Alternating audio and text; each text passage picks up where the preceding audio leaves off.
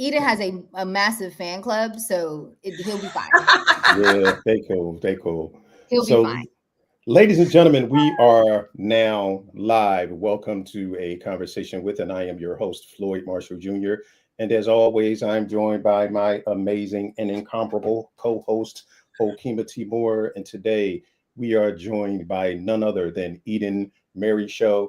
And let me tell you something, ladies and gentlemen, this brother is prolific. And his resume is long, and the things that he's done in his life, besides the film thing, the human thing is just so amazing. And it's an honor and a privilege to have this young brother sitting in front of me, about to chop it up, because we're going to get into it. But before we do, I'm going to give you guys a little bit of a background on Mr. Eden Marryshow. So Eden Marryshow is an award-winning filmmaker from Flatbush, Brooklyn, whose work spans comedy, drama, and deeply personal storytelling. As a director, he is known for crafting emotionally grounded, character-driven films that explore legacy, grief, joy, and the quiet strength found in everyday people. His debut feature, the irreverent, I messed that word up, romantic comedy Bruce, which he wrote, directed, produced, and starred and premiered at the American Black Film Festival, where he won the Grand Jury Prize for Best Director. The film also received the HBO Award for Best Film, the Audience Award at the Martha's Vineyard African American Film Festival, and a nomination for Best Film at Urbanworld. It was released in 25 cities nationwide through AMC Independent, establishing Eden as a fresh, funny, and fearless voice in independent cinema. Humor remains a core part of his storytelling language, bringing levity, contrast, and emotional honesty to every frame, even his most dramatic work. With his latest feature, Can You Stand the Rain?, Eden pivots into intimate ensemble drama, delivering a heartfelt meditation on chosen family, grief, and healing. The film premiered to a sold-out audience at the ABFF 2025, went on the screen at MVAAFF and Bronze Lens, and was the closing night film at the Greater Cleveland Urban Film Festival. Now arriving at the International Black Film Festival, the film is also gearing up for a 2026 national tour, inspired by the legacy of the Chitlin circuit, blending film, ritual, and community engagement into a powerful cultural experience. So without further ado, welcome to a conversation with Mr. Marryshow. Hi.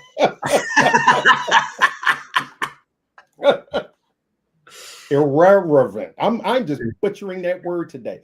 Blame it on my head and my heart. I have a bunch of them like that. Hi, Eden. What's up, Okima? Ladies and gentlemen, you know, normally I'm quiet till Floyd gets, but you have to understand that this is my family. Yeah. Eden and I go back over 2 decades.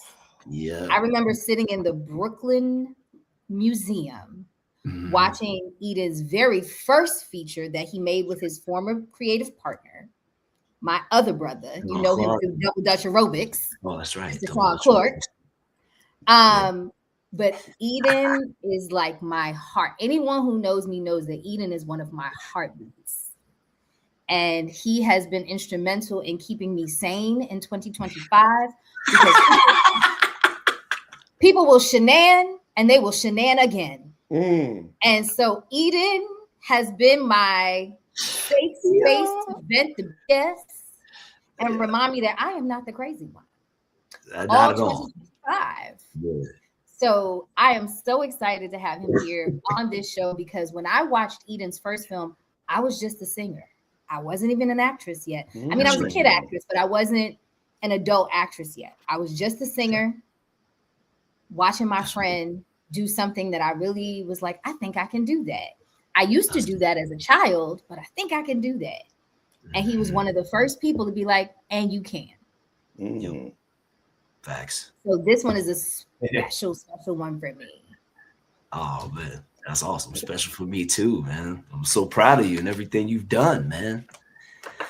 I always tell the story how we were walking down the block. You used to work. Oh, I don't want to say where you used to work at, but you know what I mean. We probably I don't remember. We was coming back from the club or something, and yeah, it's being like, yeah, man, you could do that. I see it. I saw. Okay, when I used to work at Credit Suisse, was it Credit that one? Suisse. Yep. Oh, okay. You can talk about the people. Okay, cool. Yeah, no, I just remember being like, yo, I know you could. I just believed, you know. So I wasn't surprised with any of this stuff. Yeah, that was 20 years ago. Wow. I was at Credit Suisse in 2006. Apparently, Akeem is a time traveler. Right. Did you say?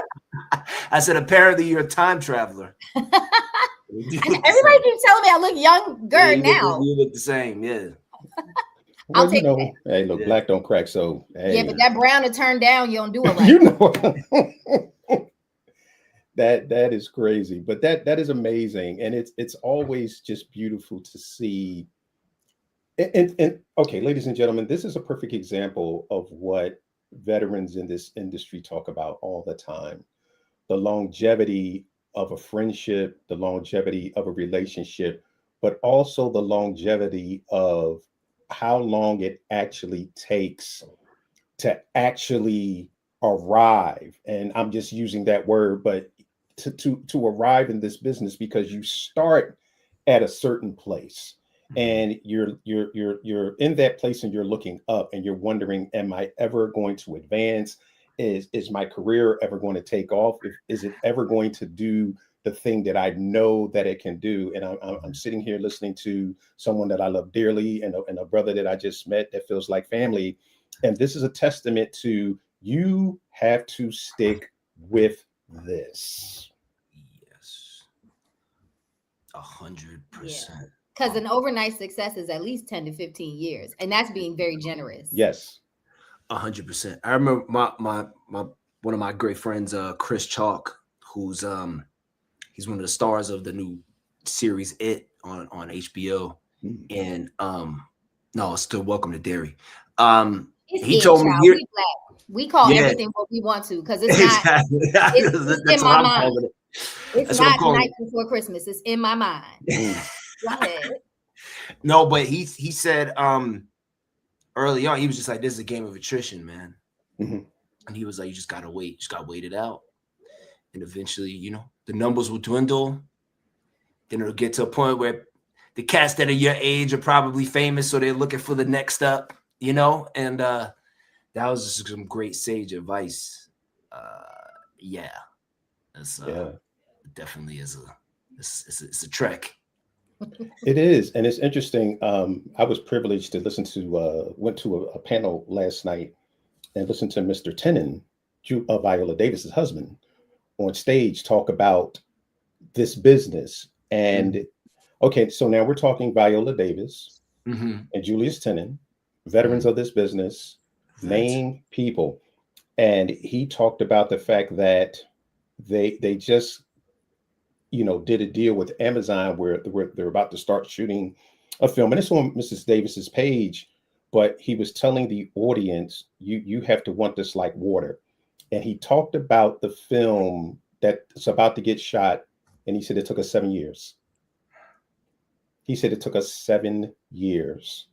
It's Viola Davis we're talking about. Yes, Viola Davis and her husband, Mr. Julius Tennant. And he talked about the fact that the deal that the film that they're about to shoot right now, it took them 7 years to get to this point. See, I got even better than that, because I'm a Viola fan from the early days. Like Viola is a silky skinned, moisturized cover girl today. I remember when she was gray with Law and Order. Law and Order. Law and Order. Yes. And you know what? A lot of people don't remember her. They had Baby Girl gray. Yes. And that wig was always cocked just 1 centimeter to side. Yeah. A lot of people don't remember the old Viola Davis. And I'm like, yo, go back in Law and Order. They're like, what? I was like, yo, she was the only thing left over from Viola back then is that walk, child. Okay. Okay. Yeah, man. But let's greatest performance. Just really quickly. I saw her in Fences. I saw her in Fences. The last performance, my girlfriend, who's now my wife, took me there. It took me to see it, and it was the greatest performance I've ever seen. And it with my own 2 eyes. the greatest monologue. I've never seen a whole theater of people like she had us in the palm of her hand. You could legitimately hear a pin drop, and then everybody was crying. Wow. Yeah, Viola have you snotting like she do, baby. You listen. But you are no stranger to the stage either, Mr. I've been on Broadway several times. I've been on Broadway once. Okay, I'm sorry. Broadway once, and then these very large celebrity-driven off-Broadway things. My bad. I'm sorry, my bad. I just didn't want anybody to fact check and be like, this guy's a liar. My bad. He's been on Broadway once. Most people never get there. Then he's done these very large, very celebrity ensconced off-Broadway plays as well. Because let me tell you something, Eden on a theatrical stage is a different Eden. But every Eden is a different Eden. Right? Because Eden in Can You Stand the Rain is not Eden in, what was that last Netflix one you did with the dude from Uncorked? That with the crazy joint with the house that he couldn't, and y'all was trying to find what was it called? Oh, on Hulu, I think it was. What? Was it on Hulu? No, wait, are you talking about the horror movie? Wasn't it a series? Oh shit! I mean, he's done so much. You're talking about Archive 81. That was in Netflix. Yeah. That was on Netflix. Yeah. Netflix. Sorry. I'm sorry. I was mixing his things up. It was Netflix. It wasn't Hulu. That was something else. See that? See how that happens? See how your friends will brag on you, low key but high key. That's Floyd, I know that you also have like probably dug up his kindergarten macaroni necklaces. So I'm gonna let you dig in the crates like you do, Floyd. Department of Education and all of that stuff. Department of Education was so good. No, when he used to work for the Department of Education. I know that, but the show Department of Education. Oh yeah, it was absolutely amazing. But yeah, so let's talk about that, Eden. Okay. How did you get started in this industry?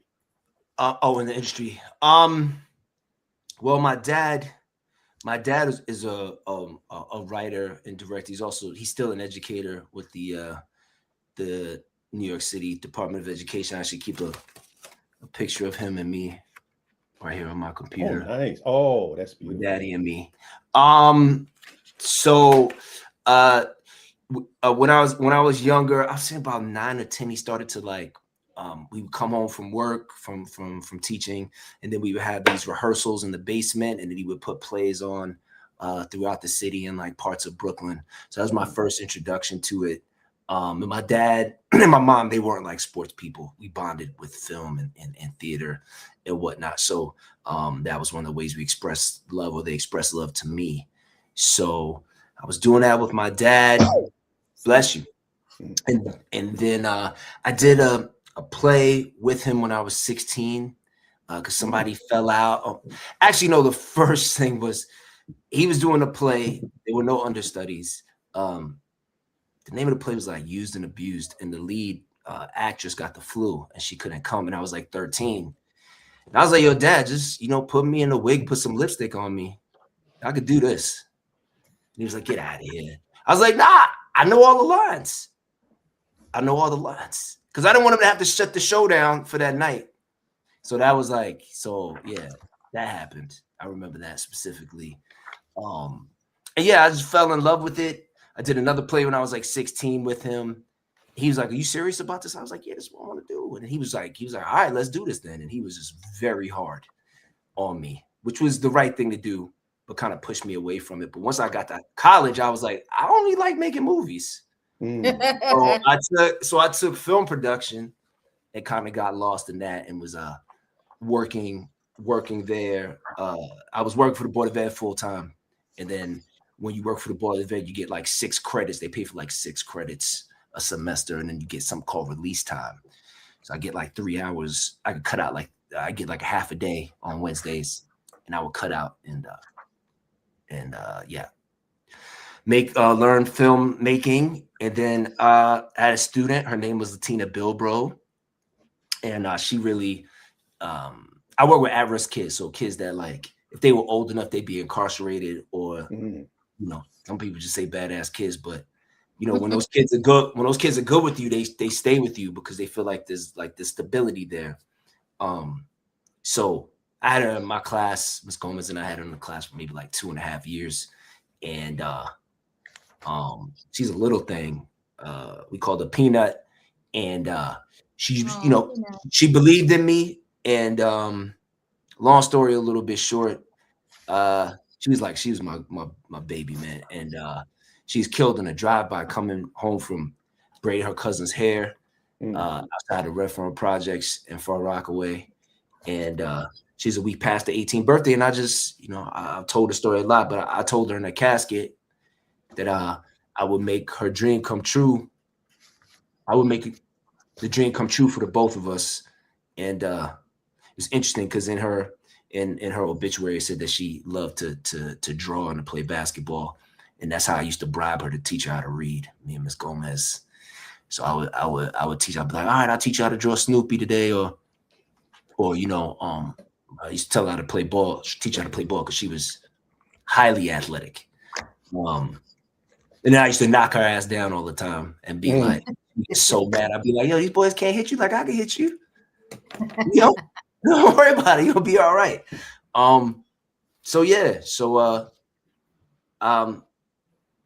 Yeah, man. And then I was like, all right, I'm gonna leave.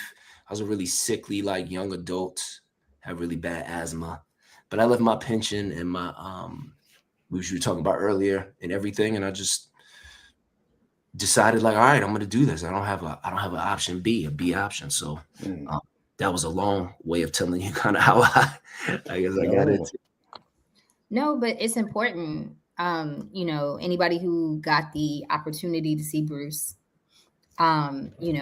knows some, fact and fiction kind of merge, but, but yeah, you never know what the impetus to get you to move on the thing will be. And yours was random and not random, but kind of random and roundabout. But you finally were like, I'm going to do this thing because I want to do this thing. And what I'm doing is not fulfilling me. Yeah. Do you know the funny thing is? It's like I loved being an educator. Like that was only kids. Yeah, I love kids. Yeah. So like I love the kids. You didn't love. Yeah. Oh yeah. The system. You love the kids. Yeah, I love you the didn't kids, love and I love the people I worked with. I mean, the system and how it's set up. Now, I'm not the biggest fan, but there was a lot of love in that place. And the only other dream, I just wanted to work with my dad. My dad is my hero, so that was like a big dream of mine. And I was constantly telling these kids, like I was just like, yo, dreams are real. Dreams are real. Like, I always believed in dreams. That's why I appreciate the title of this of this talk, because dreams were everything to me. And then it kind of compounded because it was this one time a little bit after Peanut passed, and I was still kind of like, all right, I'm gonna leave. And I was editing this thing called Love on an iMac during lunchtime in the back of the class. This kid, Trayvon Israel, came up to me. He's like, yo, Marryshow, what are you doing here? It's like an 11-year-old saying this to me. And I was just like, it kind of shook my world. I was like, oh yeah. And you'll often do more for another person than you'll do for yourself, which people forget. So the idea that I was like, okay, I'm not doing this for me. Like I'm doing this for Peanut, doing this for all the kids that I told dreams were possible. So when you make it less about yourself, I think you think less about your own limitations. You're just like, all right, I really don't. I don't have another option. And the other thing that comes from it, which is a great thing about having a career before you do this, is like I already lived like a whole life. So like the things that really upset people in this industry because they jumped into it when they were kids or when they were 18 or whatever, I'm just like, come on, man. this shit's gravy. Like what are we talking about here? I actually lived like a real life. Yeah. You know what I mean? It had a real trajectory. I got one too. Trajectory. Yeah, there you go. So yeah, I think that helped. That helped with it too, where people will look at it like it's a disadvantage, but it's like, nah, man. Most people that started off when I started off, they already quit. And it's so interesting because kids are pure and they wear it on their sleeve. Mm-hmm. So when Peanut was talking to you, and in the 11-year-old was talking to you, that was real. That was real talk. And they were like, so what you're saying, Mr. Marryshow, is every day you come in this class and you tell us a thing, but you're in this class, but you telling us a thing, but you standing in this class. Mm-hmm. So how are we supposed to legitimize what you're telling us when you're still standing in this class? Yeah. So it's a fact. But you're dealing with a population that doesn't have the opportunity to dream most of the time. Mm-hmm. Like you're surviving. My parents gave me the gift of the opportunity to live. Because they survived and strived, and they kind of ended the cycle. So yeah, for me it was 100% accurate. It's just like, yo, I gotta show them that this is possible, because you have to see it, right? And the best thing in the world is to get like a kid hit me up on Instagram, or I see somebody in the street, they're grown men and women, and I still hug on them and kiss on them like I did when they were at the Board of Ed, That's beautiful. So you ended up naming your film company after your class. 511. Why 511 Productions? Why did you do that? Because that was like, they taught me how to be a man. Like I think I became a man there. I never had that kind of responsibility before, where I have like young, like when you're talking to kids, they're actually listening to you and they think you actually know something when you're sitting there trying to figure out the world. And they were legit everything to me. And it was a way to pay. It was a way to pay my respect to Peanut and David and Aaron and Tashim and Maria and all the kids that Miss Gomez, all the kids that I had in that first class. Those are the formative, and that's when I started to make movies. Like legitimately, I had a home movie camera and stuff that my dad got me. We would do these bootleg music videos and stuff and goof around. But the first time I started making films, like films, was at P256 in Far Rockaway, Queens, in class 511. Wow. Yeah. Wow.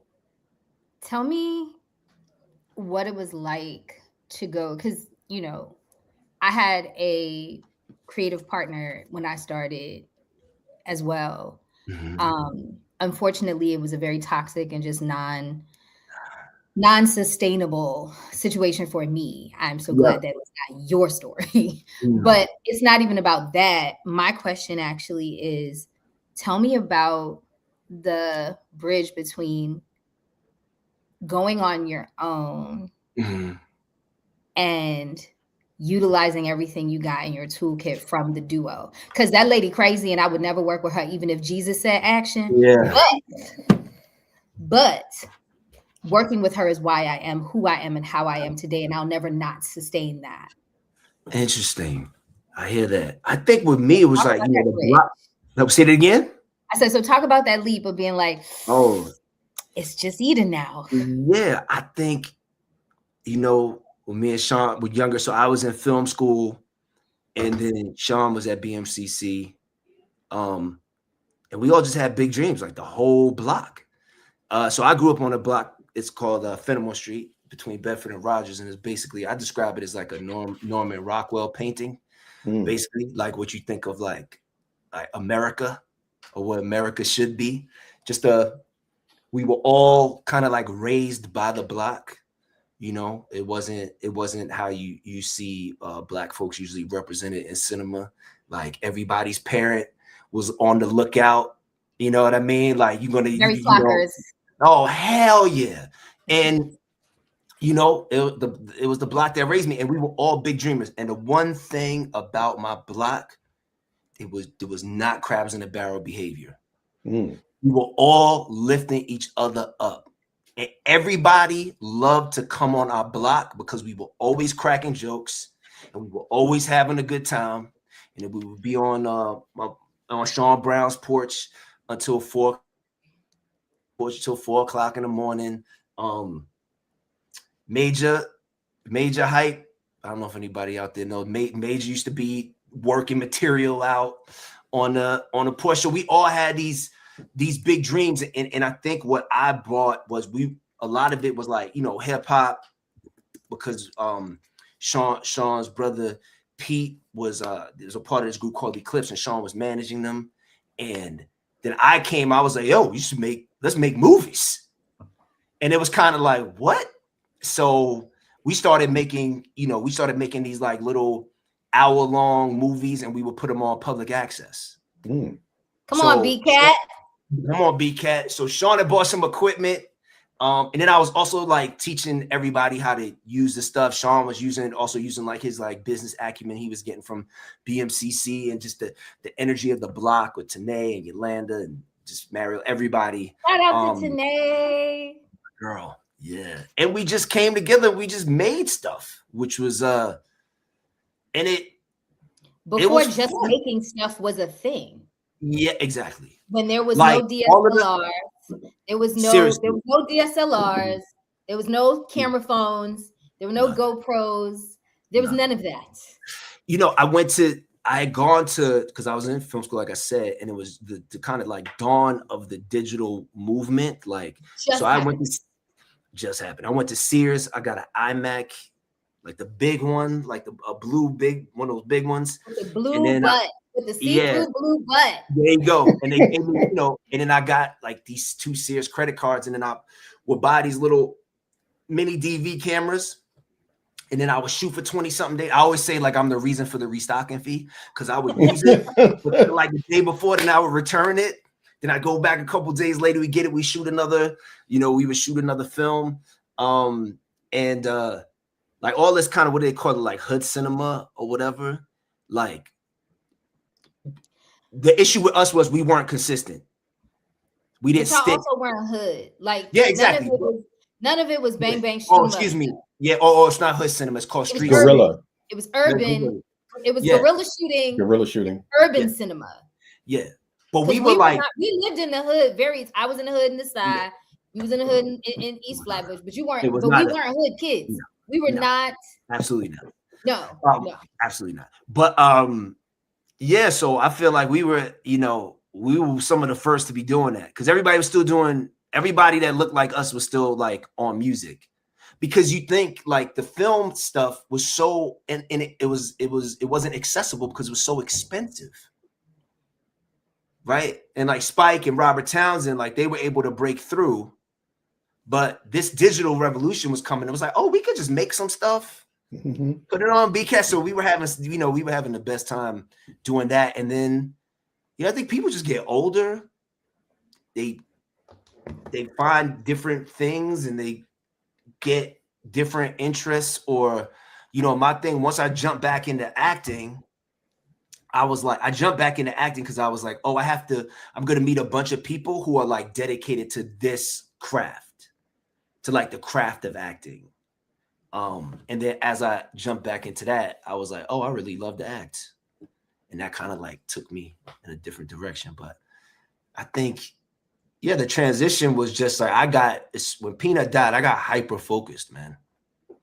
And then we started to sell our movie out of Sean and I, and then Shab would come through, and Brandon, we would sell a movie. I was selling that movie, this thing called Love, out of my conversion van. Baby. Dude, we sold like 3,000 copies of them joints, man. Wow. They Master P'd it. Yeah, a heck yeah. Everybody made fun. I had this conversion van I bought for like $1,500 that everybody made fun of. And then we got a battery, and I hooked the battery up to the DVD player. And then Sean and I, we would have a table. Those folding tables like we get from the table stacked the DVD. You got from Sears. Yeah, and then I would take my TV off the wall every night. And then Sean or I would be standing in the street, just holding the monitor, playing the trailer over and over again. And then people would inevitably come up to us and be like, hey, yo, what? Listen, why don't y'all just put that on the stand? And then we would say, because then you wouldn't be talking to me right now. And then, and my big goal for that was, oh man, I want this thing to get bootlegged, man. And I was like, that was it for me. I was like, yo, if this joint gets bootlegged, you have arrived. I've arrived, and we arrived, and it did. And then we would try to like show up to spots and be like, hey, we're here to pick up, get this thing called love. And they were like, nah, we don't have that. We don't have that. Because I don't know, they thought we were doing a sting or something. I don't know. But wow. Yeah, those were great times, man. Wow. See, they don't know the struggle now because everything's on the cell phone. You can just turn on the cell phone. Who do you see standing outside selling DVDs out the back of their van anymore? You don't really see that. But see, that's what I love about your strategy for Can You Stand the Rain? Mm-hmm. Sean and I both premiered this year at ABFF. Sean, you see, now you got me thinking about Sean. Yeah. Eden and I both premiered this year at ABFF. Mm-hmm. And I remember asking E, I was like, so, the movie's so good. It's like, I cried. Like when I first saw it, it was at Bronze Lens because I didn't get to see it at ABFF. It was sold out twice. And I didn't get to see it. Plus, I was there for 2 different projects, so I was in a gajillion different. You were also things. You were also like an ambassador for freaking. Yeah. Was it Glad? Like that? No, Glad. It was Glad. Yeah. So it was all the things, but I saw it at Bronze Lens, Floyd, and half of his block came to Atlanta. That's amazing. To see the film. And the talk back, I'm in tears, right? Watching my friend get his flowers. And the thing is, I'm friends with literally the entire cast. Yes, right. like the entire, like dang near his entire cast are like my people from eons ago. I think the newest friend in that group is probably a Desila. Everybody else, DeVal was in my play at the freaking I directed DeVal in a play in 2014. Oh wow. Before there was a Kadeen the wife or any of them kids. Yeah. Right? I've known your wife since she was your girlfriend. Yes. And everybody, Celestine and but when I remember asking him, so who are you gonna go with? Because I just know that one of the big streamers is gonna offer y'all a deal. Like, who are you gonna go with? And Eden was like, none of them. And I was like, I'm sorry, wait, what? You have this brilliant film with these names, because they're all names, a Desila, a DeVal, like they're all names, right? He has names. Celestine, like Celestine Ray is like that girl. Like if you don't know who Celestine Ray is, look her up. She is that girl. Brandeis Stanley, she is that girl.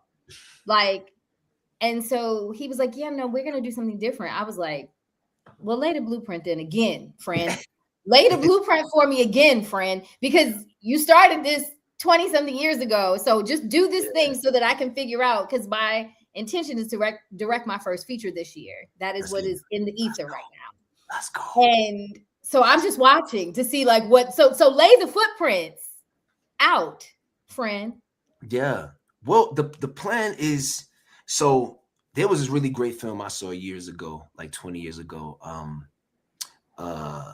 Jamie Burton and Jerry Lamoth directed it. It was called A More Infinity.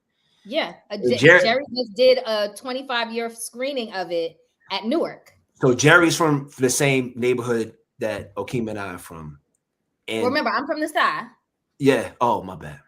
That's Kalila. So, yeah, my fault. And I just think I think about the guy, and he's anyway. So Jerry's from my neighborhood. He's from Flatbush, and there was this movie theater that used to be on 7th Avenue. I think now it's like a Crunch or something. And I saw this film that he made, and it was like with the shoot, I forgot the camera. Is it the XO1? No, it doesn't matter. Anyway, I was really inspired by that film because I was like, oh, similar thing. I was like, oh, this dude's like where I'm from. Like this is possible. And then they asked him, what's one piece of advice you would give to a filmmaker? He said, when you finish the film, it's only begun. Yes. And that advice stuck with me. So the thing is, when you make a movie, it's so hard to make a film, right? It's hard to make a short film. Like, that is hard. I cannot explain the exponentiality of making a feature film. It's just a different beast. But if you understand that going in, and then secondly, you understand that it's just the beginning, you can deal with it. You can process it, as opposed to like, you're like at the end of it, usually as a filmmaker, you finish the film, you're like, man, this took everything I had. And then you're like, please just take it from me. Please just take it. Do whatever you want. Just take it from me. And that's the kind of like, that's the issue that most directors and writers and producers have. And I think that's why a lot of us get screwed. And, you know, we've had a decent amount of like distributors reach out to us. And a lot of them are bottom feeders, right? Like, it's like when you were a kid and you went to the mall and then there was like somebody with a pad and they want you to, you know, they're like, oh, you could be a model. Just take these $900 pictures. It's like, dog, come on now. Looking at you, Robert Lee Morris. Yo, can y'all tell y'all a quick story? Please. It was a blessing in disguise. The reason that I am in this business now is because of that. Robert Lee Morris? Well, John Robert Powers alum. Yes, I was a JRP kid. Yup. I'm not going to say they were bottom feeders. Remember, I lived in Philly, Floyd. I am an alumnus of John Robert Powers. That is how my grandpa got a lot of them checks. That's how I got my start in this business. That is awesome. For me. That's awesome. Not those people though. I'm talking about the bottom feeders. Right. No. The people that literally come with a clipboard and a pre-filled, a half pre-filled form. Yeah. But so they were the ones that got me first, right? And had me take these expensive headshots. And then what is that card called? The comp card. The comp card. And it cost me like $900. And I actually started taking that around to different places, and then it landed at John Robert Powers. But yeah, they clipboarded me. I got clipboards. But please continue. Great story. Yeah. No. So I feel like the film industry is 15 years behind the music industry. So Okima was around it. I was around it. And you saw once Napster came into it, the thing disintegrated. It fell apart. The whole model. Remember, I had my deal in '95 because remember we were on tour during my entire high school career. So we watched it, and then as that all started, everything changed.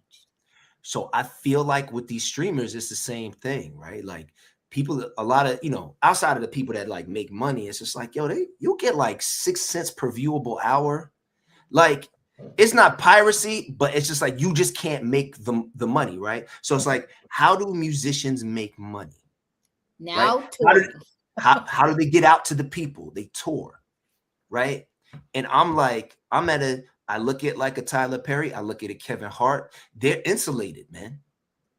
They did the grunt work of going on the road and pounding the pavement for years on end, whether it's like, you know, plays or it's like comedy. And now they have their audience. They have people that love to come to their stuff and they love the experience that those artists give, right? So I'm like, okay, I'm used to, my parents built me. I'm used to grinding like that. So why don't I just take my film, not reinvent the wheel?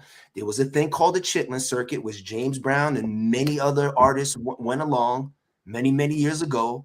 Why not try to revive that? And so we're doing this. Us in the plays. Let's not forget. That's how Tyler started. 100%. It's all, so it's just like, so we're doing this this dinner drama and dance tour. We're starting off on May 17th in Seattle. We're finishing up in late August. And we're just going across the country to 25 cities across the country. Hopefully it'll be more than that, where we provide an experience where people can come. We you know, we're going to treat people like they're the stars that they are. There's no there's no opportunity for people our age to go out and have a good time and feel safe.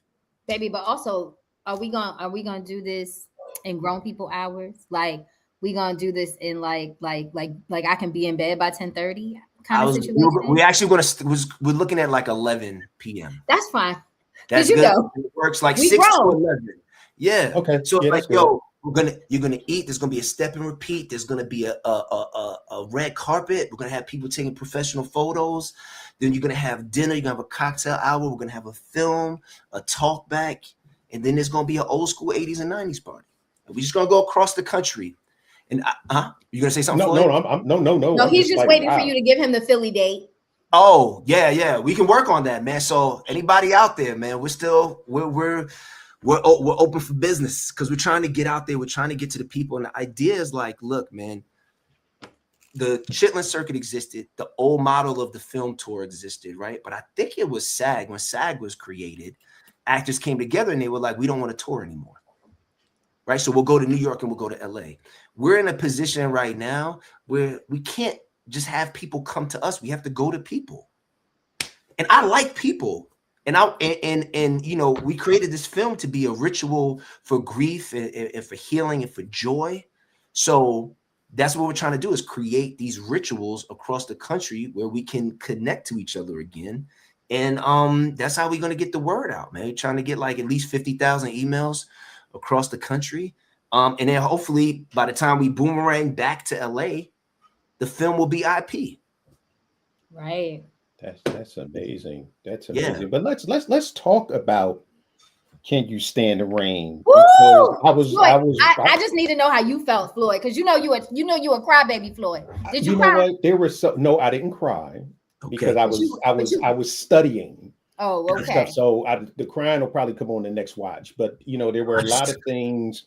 There were a lot of scenes that got me, you know, a little choked up, and some, you know, a couple things that the brothers said to the brothers, which was really, you know, I'm gonna skip because it was one that when they were talking near the end of the film, and I don't want to give too much away. Okay. But when the brother.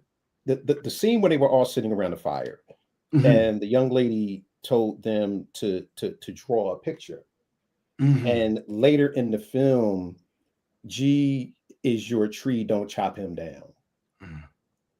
So for what's going on right now, especially with Black men, that hit, because it's like, as Black men, it is so important that we hold on to each other, but more importantly, that we hold each other up. So as opposed to me chopping you down, brother, I can be your shade. And that really stood out to me, and I wrote that down. There's a couple other things that I wrote down. So I went all out of order. But can you talk about the significance? I mean, that's how I took it. Can you talk about the significance of him saying, I was your cover. You were my cover. Well, I think so. This film is a love note to my brother, Sean Xavier Brown. And I say brother because, like, if you just say like, I was closer to Sean than a lot of people are closer to their brothers. That was my man. I was 5, he was 12. You know, he was part of the collective of like boys and men that helped raise me. And for me, you know, my block made sure that nothing happened to me. Like, everybody respected my daddy. You know, my dad was, like I say, he's Joe Clark before Joe Clark, or while Joe Clark was Joe Clark. You know, he was in those streets taking guns from kids and whatnot. And you know, Sean was one of the people that made sure nothing happened to me. Sean was one of the people that was my cover. You know, sometimes, especially when I was younger, he would annoy me. I'd be like, oh, what you talking about? You know, and I usually say in the talkbacks that the thing about Sean, only time Sean was a hothead. And the only time Sean would get mad at me was when I was fighting for my own limitations. And then he would lose it. Be like, yo, you don't fucking know who you are. Blah, blah. I'm like, yo, Shy, you don't understand how this industry works. Like, it takes time. It's like, yo, I don't want to hear that. You know? So I guess as you're giving me an interpretation of it, like it was a metaphor for my block and specifically Sean, because he did that for me and allowed me to, my block allowed me to be myself. You know what I mean? I just sent Sean Clark a still. I was listening to Michael Bolton, How Can We Be Lovers If We Can't Be Friends? And I was like, yo, remember how I used to sing this? And this is like 89 at Flatbush. And my block just let me be me. How can we be lovers if we can't be friends? But so, also, you know, West Indian people, like, it was all about yacht rock for our parents. I love some yacht rock. It was all about it for our parents. I love yacht rock. CD 101.9 was. Yeah. I just like 101.9 was it. Wobbly, raspy, you know, voice. Yeah. Listen, Christopher Cross is one of my favorite artists. I don't care what nobody said. Argue with your mother. But speaking of Can You Stand the Rain and your passion for it, talk about being the writer, director, and star, one of the stars, because it's an ensemble cast. Yes. It's an ensemble cast. Didn't think that one through. But talk to me. I just did it. Only I wasn't the writer, thank God. Okay. But I just did it this December, and I literally made myself and that was a short. And I was like, so we're not going to do this again until we have the money to where I don't got to think about the rest of it. You don't got to. Yes. Yeah. Talk about that a bit and tell me, I mean, there's so much I'm sure you could talk about. So I'm going to make it easy since I know we're getting a little close to time. Tell me the most challenging part of it, and tell me the most fulfilling part of being the writer, director, and star, and one of the stars of something so close to you and so passionate. I think one of the best things was just the fact that because I was the director, people used to do it. I felt like my goal, the best sets I've been on are ones that are when there's a woman at the helm. And the reason I say this is because there's like a vulnerability. You can't have creativity without vulnerability and vice versa. And those sets that I've been on are just very welcoming. It's not like, right? So for me, it was like, what can I do to set up that environment so people feel free to do what they want? And there's nothing I dislike more than if you're working on a character for however long and then you get to set and the director's like, no, we're not going to do that. You're going to do it like this. It's like, what? Like, you know, I've been with this character way longer than you have. Mm-hmm.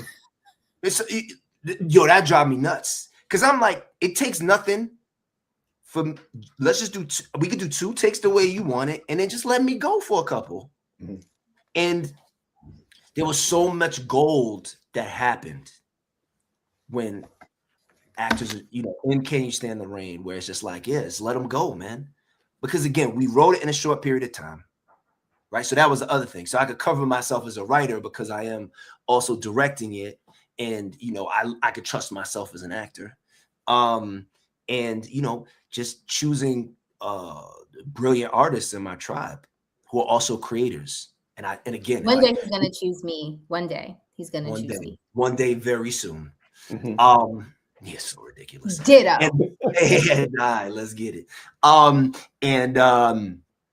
So, and another great thing is like to watch my friends who are in it watch the movie and to be proud of the work that's on screen, because I wanted everybody to hopefully be seen in a light that they didn't get the opportunity to be seen in before. The issue with that is probably the hardest thing was because I had an ensemble of 14 people, right? So, and I have no money. So we had a $20,000 budget to make this film. We had no money, right? But we had sweat equity and we had love. But then for those huge scenes, where like the fire pit or by the basketball court or whatever, you kind of need everybody there. You can cheat it sometimes, right? But it's like the hardest thing was like getting all those people to agree to be somewhere on a date where nobody's getting paid. You know what I'm saying? Everybody's doing it out of the love in their heart. So that's just one of the hard things of maybe like not having money. Because again, like people are coming out of their pocket to be a part of this thing. And I keep, every time I do Zoom, I was like, I'm going to remember this time. So this was my Bible, right? Oh, wow. And these are all my notes for the film. And I think this is the reason why I was able to direct and write it. I was able to direct it and then act in it. So I don't know if you can see it, but this is that's Sean's. This is the whatchamacallit, at his funeral. One of my best friends from long ago, Mariel Bobo, is the one of the heads at Ebony. So she kind of like made this for his funeral. So this was a reminder to me. And then I had notes. And then what I would do is I seen back in the days, there was a DVD of I love the DVD commentary, but it was Francis Coppola of The Godfather. He had this thing when he was breaking down The Godfather, he would break it down by like synopsis, each scene. He called it by the synopsis, the imagery, the tone, the music, all the things that he was expecting to see. And like the most important thing was the core. Can I get this scene? What is this scene in a sentence or a word? So I was preparing myself. So I don't know. It's like, so this is like some of it was like, you know, like storyboard kind of stuff. But then, you know, I would get I'm trying to find one here. Okay. So like it's reversed, but you can see it. There's like a synopsis. There's the imagery, the tone, editing, because I was also an editor on it, right? With Frank Heath. He's also the editor, people.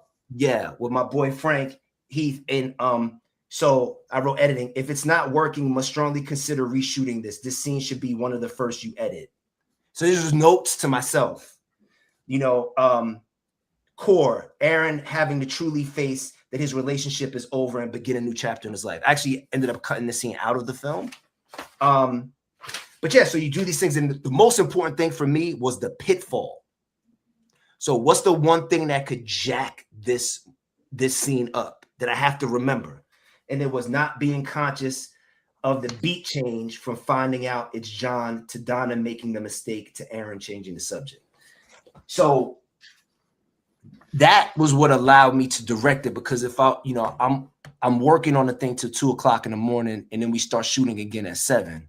Well, I'm half delirious anyway, but I know I could always go to this. Right.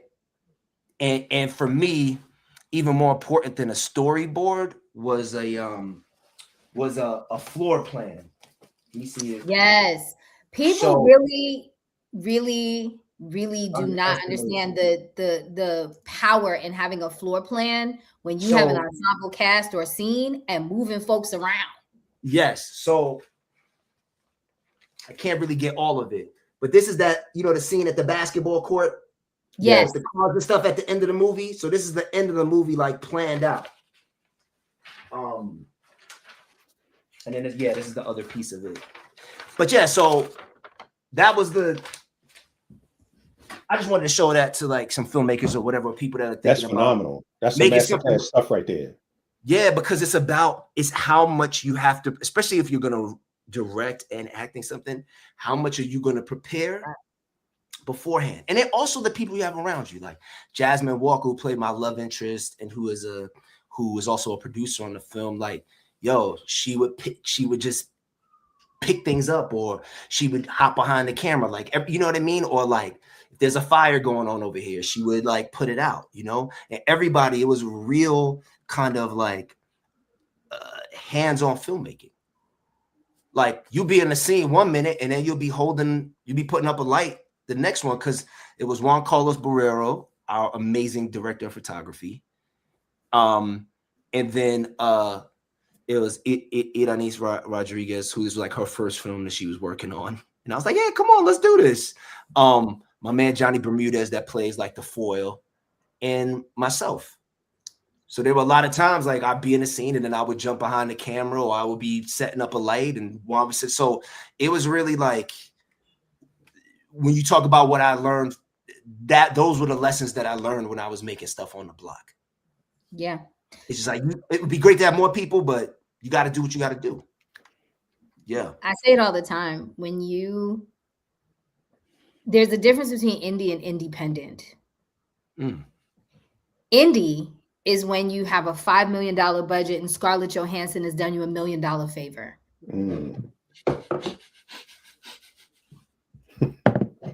Independent is that. Indie is when you can't afford the rest of the word and your mama is crafty. 100%. Been there. And so 100%. The lessons that you learn when you are indie help you do things when you get to the level, not monetary, but the skill and mental level of being independent. 100%. You made it on a very small budget, but it was an independent film. Yeah. And because you knew, because all your indie stuff from when you was borrowing, when you was when you were the reason we got restock fees, you learned all that. And when 100%. Y'all went from all of that to your actual like feature, your big feature. And then you went to all these different, and then every time you're an actor with someone else directing, and every time you do theater, and though it's getting all these things. And so and you really you're so smart about how you do this thing because you have no hubris about it.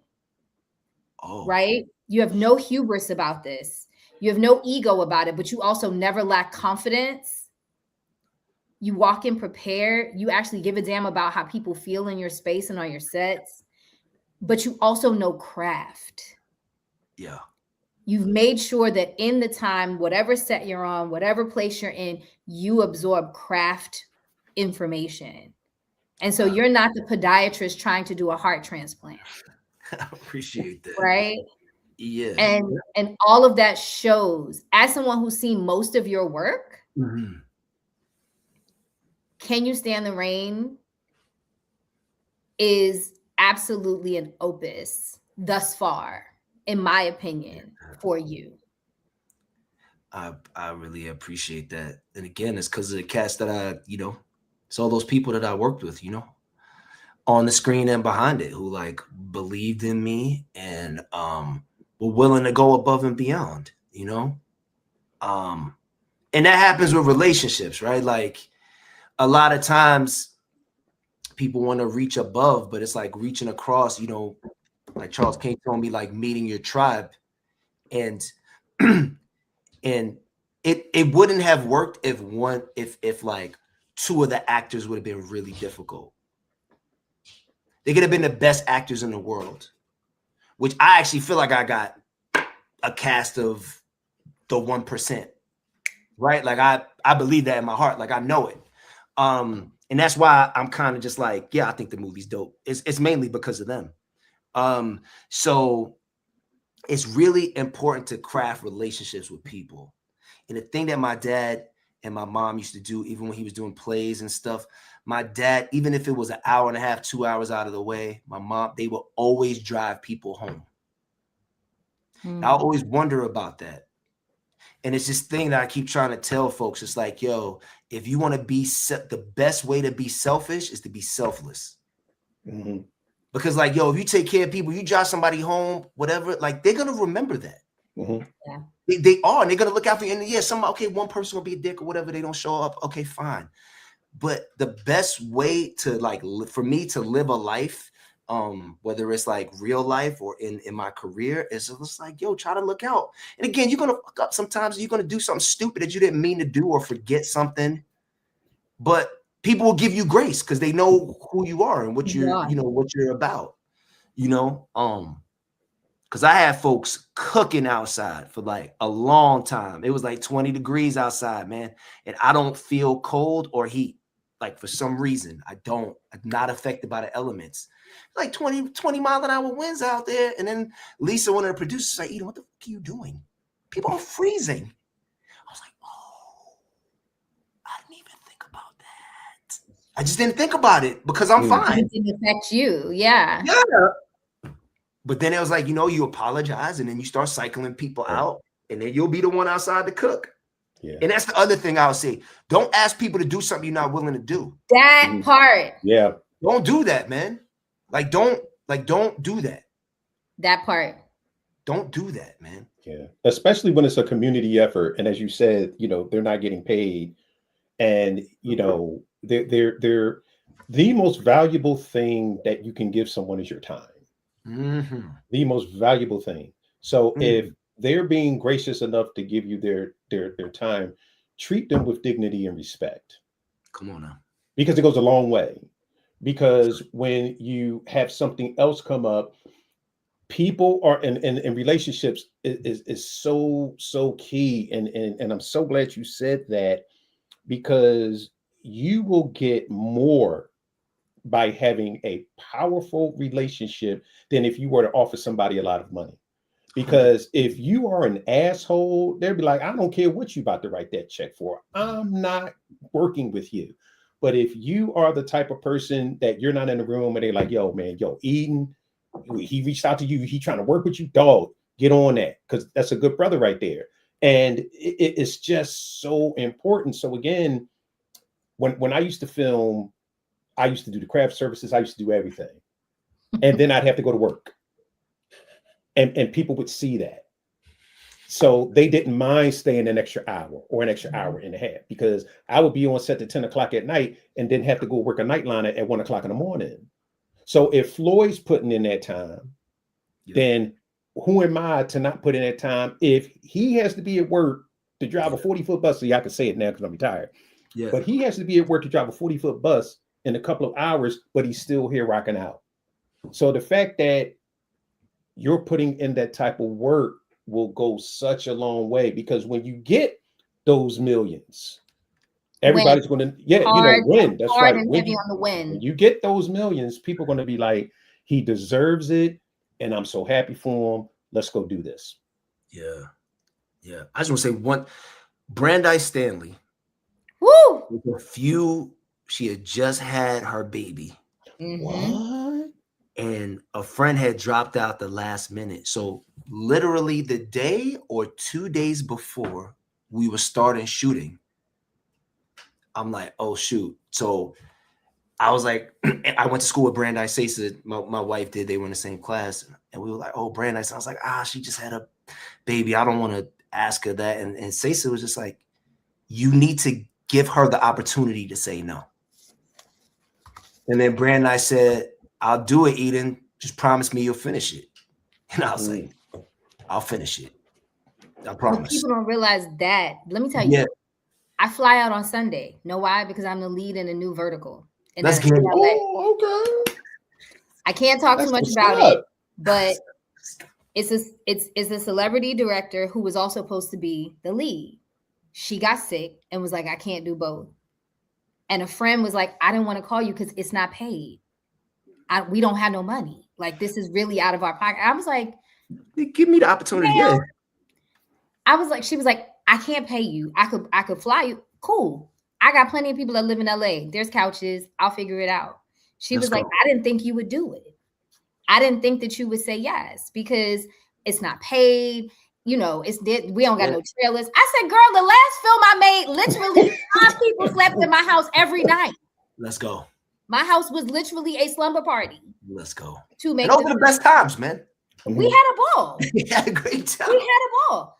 So I get it. So I am on a plane this weekend. That's awesome. And again, that is the power of relationships. 100%. But that's also the power of understanding that everything is not going to be, just because the budget doesn't have things here, doesn't mean your output shouldn't be here. Mm-hmm. Right?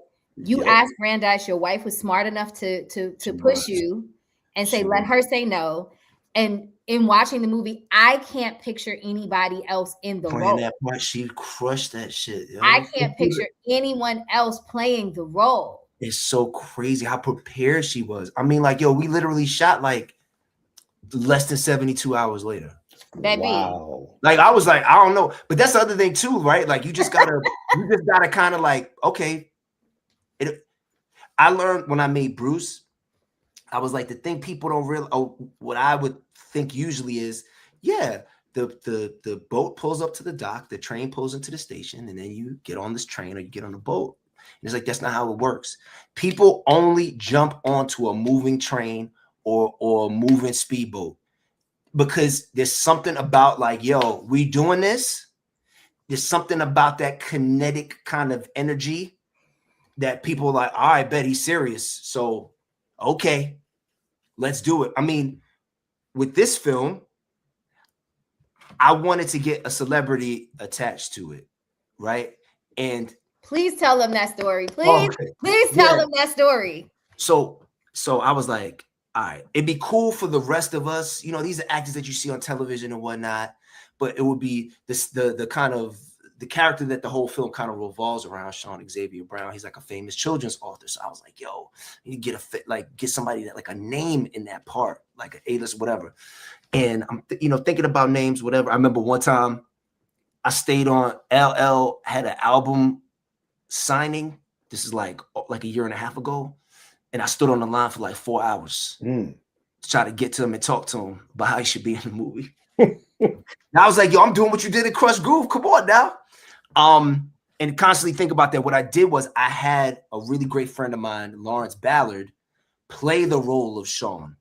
So he knew from the jump that he was going to be a placeholder. Because I'm like, if I try to shop this script around and try to get somebody attached to it, they don't know if this dude if I could make a movie or whatever. But I was like, yo, what if I make this movie with somebody in it?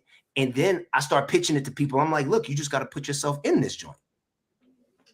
Like, we're going to take this person out, put you in. You're going to be an EP on it. We're good. So I was thinking about it. And then my wife and I was like, oh, what about DeVal? I ran into DeVal in an airport. My wife was like, isn't that DeVal? I was like, oh, shit. What's up, man? Blah, blah, blah. We chopped it up. And he was like, yeah, but he also from Flatbush, Brooklyn. You were Flatbush, of course. The most Brooklyn thing you could do. And then so from there, I kept trying to get in contact with him, right? He's a really busy dude. So it's really hard. Once you get, and that's another thing too, you can't get upset because you're like, yo, it's hard for me to text people in my life. And I like really care. And it's like, so it's just like, yo, if somebody's out here, it's not because of that, right? Like you can't take things personally. This person cares about you. Their life is insane and all these things is not insane in a bad way. And so we got in the ABFF with the old cut. And I texted DeVal one last time. I was like, brother, I know, we talked about you doing this. I got 3 weeks till ABFF. And he got right back to me. He was like, yo, I'm sorry. His phone's or whatever. He was like, if you could get out here on Thursday, I could shoot on Thursday and Friday before I start this new Tyler Perry season. I was in Pennsylvania. I drove to Atlanta, got there on Wednesday.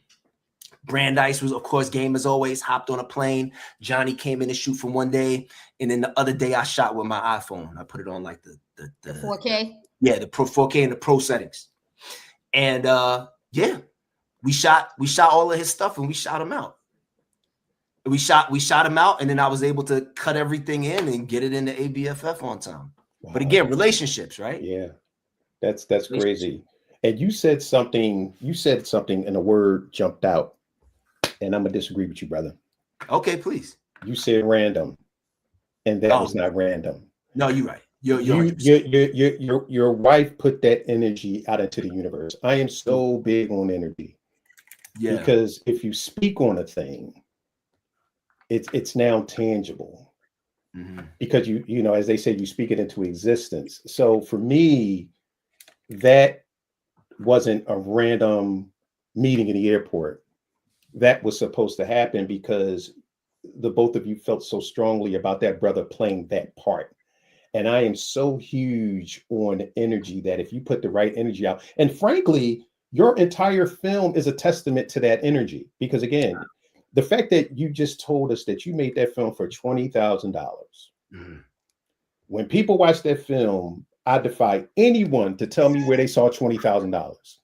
Right. Straight up. But what that is wasn't in that big fancy ass house. It's crazy because when you said $20,000, I was like, what are you talking about? You made for some $20,000. But that is a testament to the type of energy that you had on that set, that everyone was working together. You know, so that's a beautiful thing.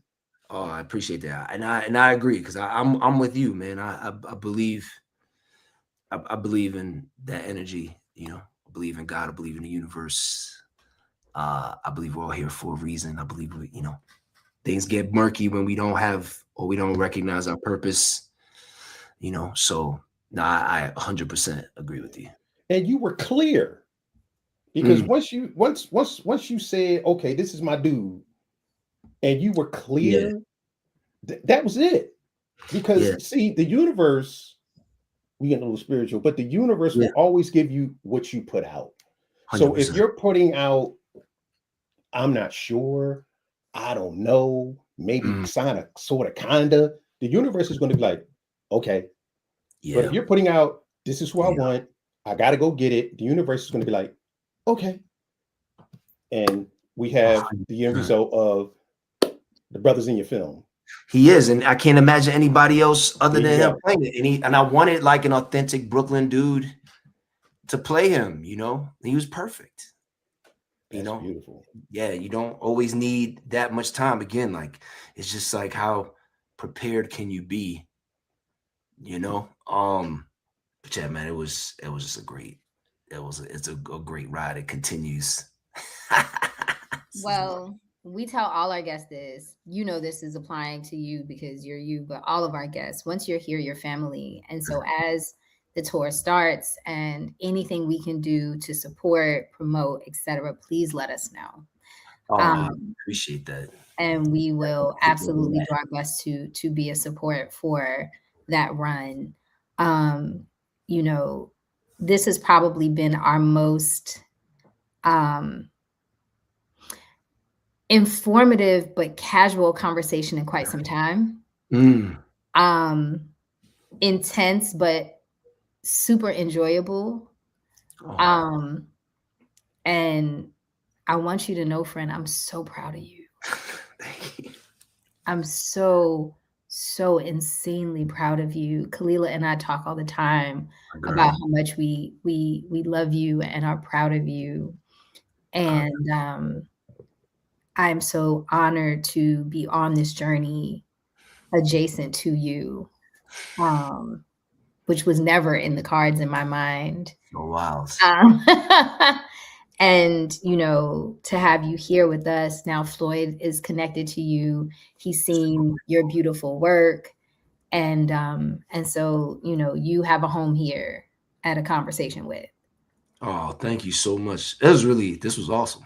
So I'm just grateful for your time, and all the folks who are going to check it out.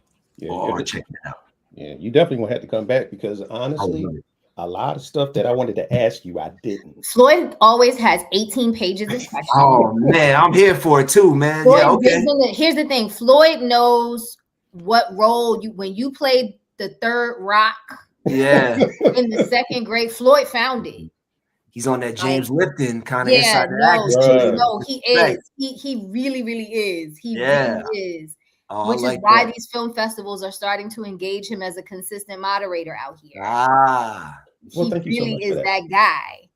And so just know that it has been so wonderful to have you, for you to share your journey and your thought process and your prep process with the listeners. For any listeners or watchers, viewers that are in the tri-state, Eden talked a lot about being a writer-director.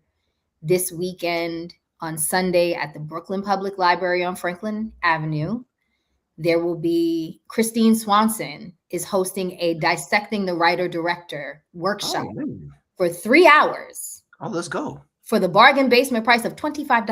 Wow. Oh, shoot.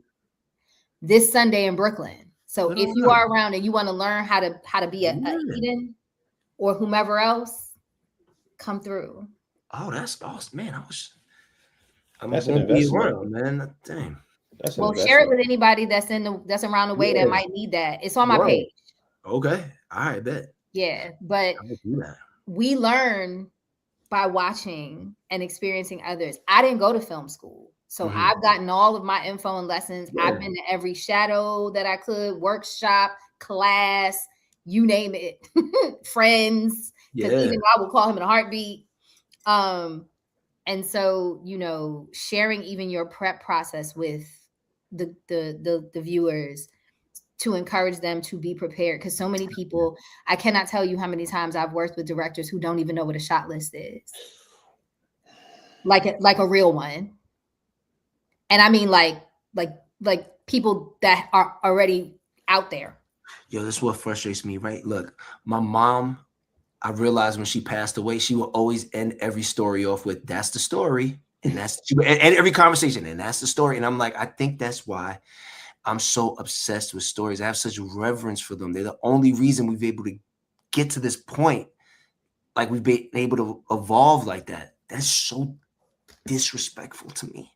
Yeah. Like, there's only a few things that would set me off. And I'm like, I get you not knowing it, but like, you willing, like that to me. But so many people don't know they don't know. Oh, copy. My bad. I take it back. So many people. No, because you're right too. Yeah, I'm just like. But so many people don't know they don't know, because they'll send something. Yeah. And call it the thing. And then somebody else has to clean it up.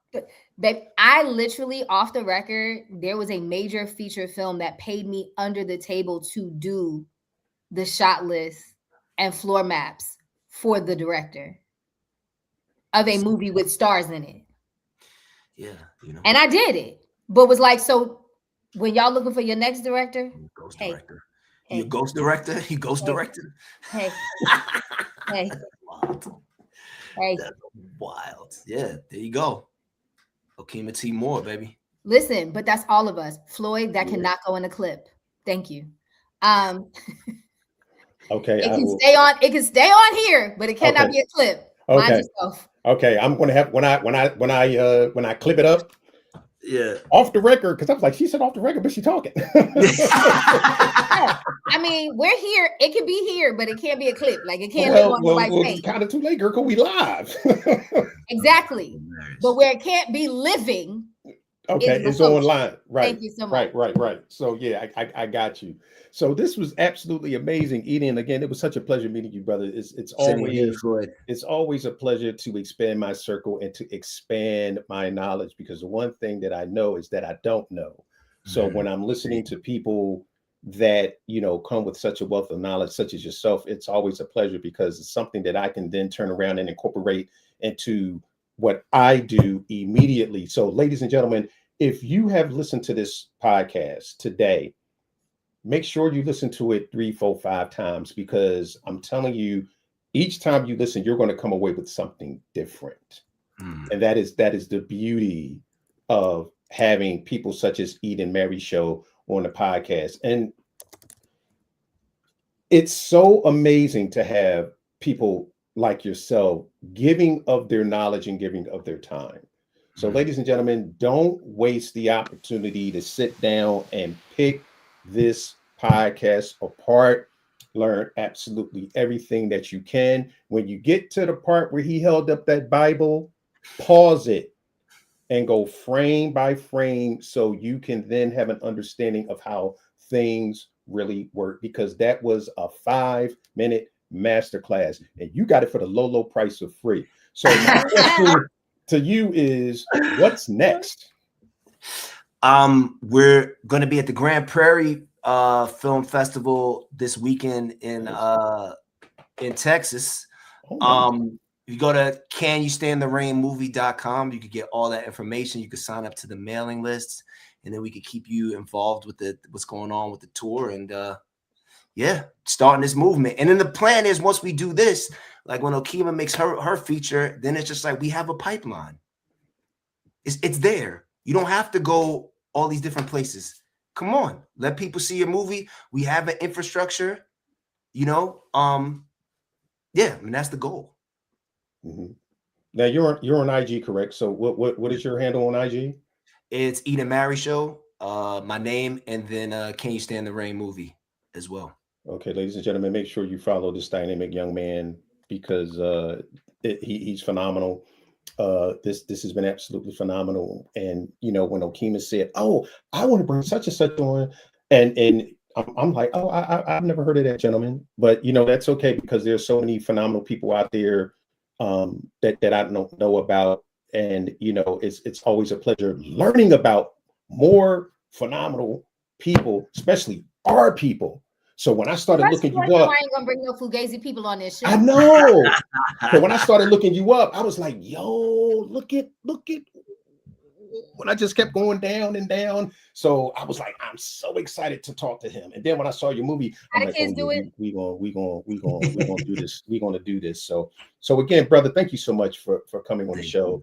And ladies and gentlemen, thank you so much for spending time with myself, my amazing co-host Okima T. Moore, the absolutely phenomenal Eden Marryshow. Make sure that you follow him on social media.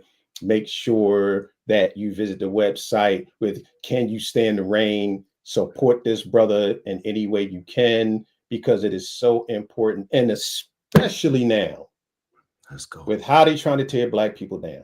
It is especially important that we lift up brothers such as Eden so he can keep putting out quality work, because that is so important. It is so important. I can't stress how important it is. Again, in today's climate, with them trying to take everything from us, people like Eden are so vital to us as Black people having a voice in this industry. So make sure that you guys follow him and support him. And as I say, for every show, when we end it, what do I say, Okima? Because I got so hyped. What, love it like a hobby? Treat it like a business. Yep. So like she said, treat it like a business. Treat it like a business. Like that. And on that note, everyone, have an absolutely amazing night. Eden, don't go anywhere. Peace out. And in the spirit of your mama, that's the show. That's it. That's the show. There you go. All right.